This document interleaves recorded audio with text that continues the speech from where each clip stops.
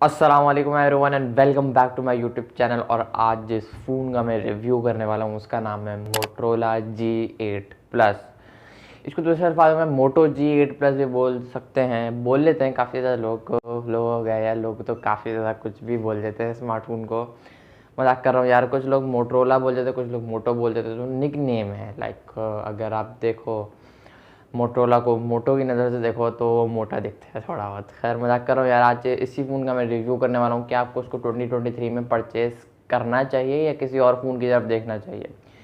काफ़ी ज़्यादा फैंस ऐसे हैं मोटरोला के जो कि आज मोटरोला के ही स्मार्टफोन को यूज़ करना चाहते हैं। वो चाहते हैं कि भाई हमें मोटो G8 प्लस चाहिए, कोई बोलता है हमें मोटरोला एज प्लस चाहिए। तो काफ़ी ज़्यादा स्मार्टफोन है, इसके किट फोन्स इसके आज भी ज़िंदा हैं, आज भी एक नए बॉक्स पैक स्मार्टफोन को टक्कर दे रहे हैं। वीडियो को स्टार्ट करने से पहले ये बता दूं, अगर आप एक कैजुअल गेमिंग करने के जा रहे हो, कैजुअल से थोड़ा सा ज़्यादा यूज़ है आपका, तो आप इस फ़ोन को देख सकते हो। लेकिन अगर आप स्पेशली गेमिंग के लिए लेना चाह रहे हो तो मैं आपका टाइम ज़ाया नहीं करूँगा, आप इस वीडियो को स्किप कर सकते हो, ये फ़ोन आपके लिए नहीं है। खैर देखो इस वीडियो के एंड तक, लाइक कर देना, शेयर कर देना और चैनल को सब्सक्राइब करके हम चलते हैं वीडियो की तरफ। देखो जहाँ तक in hand field build quality की अगर मैं स्मार्टफोन को बात करूँ तो एक काफ़ी अच्छा है। पीछे मोटरोला की ब्रांडिंग देखने को मिल जाती है, काफ़ी premium next level simple design है, कोई ज़्यादा इतना अच्छा नहीं है ना ज़्यादा बुरा है, एक नॉर्मल बेहतरीन डिज़ाइन है। सिंपल टू इंटरफेस इसका बेहतरीन है। पीछे मोटरोला की ब्रांडिंग है, 3 कैमराज हैं, कोई इतना ओवर एक्सपोज नहीं किया हुआ, ना रंग बिरंगा डाला हुआ है वीवो ओप्पो की तरह। एक सिंपल डिज़ाइन मोटरोला की हमेशा से कोशिश की कि एक अच्छे डिज़ाइन रखें, नॉर्मल सिंपल। बाकी एक अच्छा फ़ोन है, हैंडी फ़ोन है, ग्रिप काफ़ी अच्छी आएगी आपको आज के टाइम पर। एक थोड़ा बड़ा फ़ोन है, 6.3 इंचज़ का डिस्प्ले आई थिंक ओके। बाकी एक अच्छा है, कंटेंट वॉच करने के लिए डिस्प्ले अच्छा है। डिस्प्ले को चल के अगर मैं डिस्कस करूँ तो एक 6.3 इंचज़ का डिस्प्ले है ये। IPS पैनल है, फुल HD प्लस की रेजोल्यूशन है और अच्छी बात नहीं है ये एंड्रॉयड 10 पर रन करता हुआ नज़र आएगा। क्योंकि जब आया था आई थिंक एंड्रॉयड 8 या 7 के साथ आया था, काफ़ी पुराना स्मार्टफोन, आई थिंक 3 से 4 साल हो चुके हैं स्मार्टफोन को आए हुए। तो एंड्रॉयड 10 पर अगर आपको आज के टाइम पर ये मिल जाता है तो एंड्रॉयड 10 पर ये रन होता हुआ नज़र आएगा। देखो एक कंटेंट वॉच करने के लिए स्क्रीन अच्छी है, हाँ हाइयर रिफ्रेश रेट नहीं है बट फुल HD प्लस की रेजोल्यूशन है। कंटेंट वॉच करने के लिए, एक नॉर्मल यूज़ के लिए, नॉर्मल एक अगर आप नेटफ्लिक्स ज़्यादा देखते हो, अच्छी क्वालिटी में देखना चाहते हो तो ये फ़ोन मुझे लगता है सही नहीं है। बाकी जहाँ तक रहे इसकी परफॉर्मेंस वाली साइड की बात, तो स्नैपड्रैगन का 665 वाला पावरफुल बोलूँ या नहीं मुझे समझ नहीं आ रहा। देखो अगर आप गेमिंग के लिए सोचने जा रहे हो ना तो भाई सोचो भी नहीं गेमिंग के लिए। हाँ कैजुअल गेमिंग करनी, नॉर्मल थोड़ा बहुत कभी न कभी दिल कर जाता है तो ठीक है, बेहतरीन फ़ोन है ये, कोई मसला नहीं।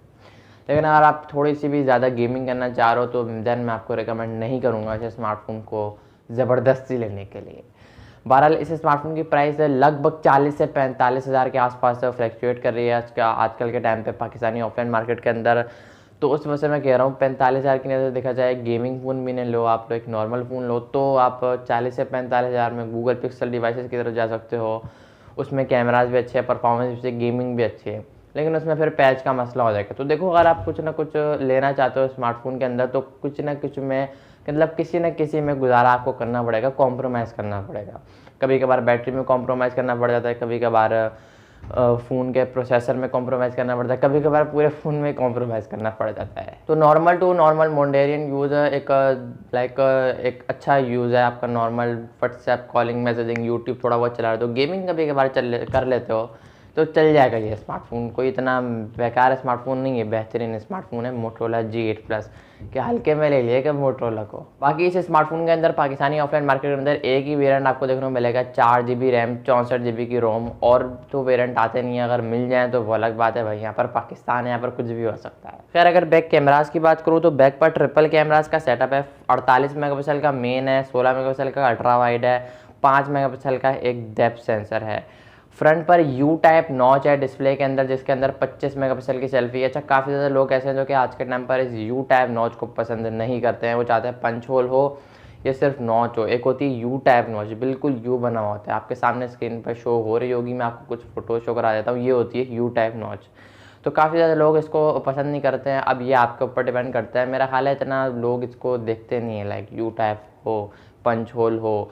जिनको मोबाइल के बारे में पता नहीं है ना, तो वो इतना ध्यान नहीं। जिनको अगर मोबाइल के बारे में पता है कि भाई हाँ यू टाइप नॉच ना हो, पंच होल हो, या फिर पंच होल ना हो, नॉच हो, तो ये आपकी डिमांड पर है, आपकी पसंदीदगी पर है। लाइक आप क्या चाहते हो, आपको क्या पसंद है, यू टाइप नॉच है पसंद है, पंच होल पसंद है, तो ये यूज़र टू यूज़र प्रेफरेंस पर होता है।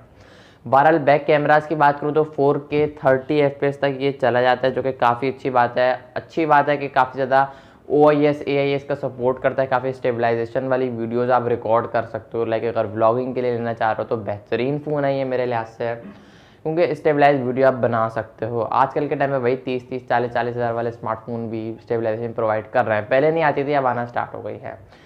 तो एक अगर पूरी ओवरऑल कंक्लूजन की बात करूँ तो एक अच्छा फ़ोन है। एक फ़ोटोग्राफी वीडियोग्राफी इतनी अच्छी मुझे नहीं लगी, हाँ, बट स्टेबलाइज वीडियो आप बना सकते हो। आपके सामने कुछ फ़ोटोज़ और वीडियोज़ मैंने रख दी होंगी, बाकी आप अंदाज़ा लगा सकते हो आपको ये फ़ोन परचेस करना है नहीं करना है। देखो, अगर मैं बात करूँ, मैं होता अगर नॉर्मल यूज़ के लिए लेना होता देन मैं इस फ़ोन को ले सकता था, तब भी मैं सोचता। देखो, मर्ज़ी है यार आप लोगों की। अब मैं ज़बरदस्ती किसी स्मार्टफोन को रिकमेंड करने के लिए आपको मजबूर तो नहीं कर सकता ना। बहरहाल अगर आपका एक नॉर्मल से थोड़ा सा ज़्यादा यूज़ है, मोटरोला का ही फ़ोन लेना है, 40 से 45 हज़ार का बजट है, तो बेहतरीन फ़ोन है। और भी फ़ोन आते हैं मोटरोला के, उनके ऊपर मैंने रिव्यू किया हुआ, जाकर आप देख सकते हो मेरे चैनल पर। बाकी मैं कोई फोर्स नहीं करूँगा आपको इसी फ़ोन को परचेज़ करने के लिए, अच्छा पैकेज है। बाकी आई होप कि आपको आज की वीडियो पसंद आई होगी, तो लाइक के बटन को दबा दें। चैनल पर पहली बार हैं तो सब्सक्राइब कर दें। नया सेटअप बनाया भाई ने, नीचे कमेंट करके बताना कैसा लगा है। बाकी थोड़ा बहुत अपग्रेड करेंगे इसमें, तो यहाँ पर थोड़ा बहुत कुछ ना कुछ करूँगा मैं, देखते हैं। बाकी मैं मिलता हूँ फिर अगली वीडियो में, तब तक के लिए इजाज़त दीजिए, अल्लाह हाफ़िज़।